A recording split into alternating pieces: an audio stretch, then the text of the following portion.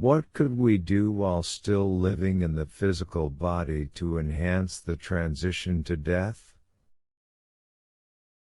We should educate ourselves as much as possible about the spirit world.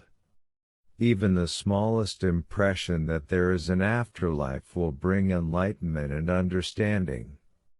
The more understanding illuminates the objective reality of the spirit world, the more one will have the desire to live in accordance with natural and spiritual laws and be able to pass directly from earth to the higher realms of the spirit world.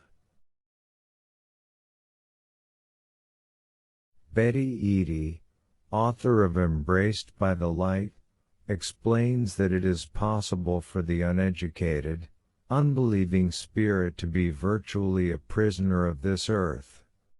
This is especially true for those who remain earthbound through greed, bodily appetites and other earthly commitments that make it difficult to let go and move on. Such spirits, she was told during her near-death experience, may not recognize the energy and light they draw toward God.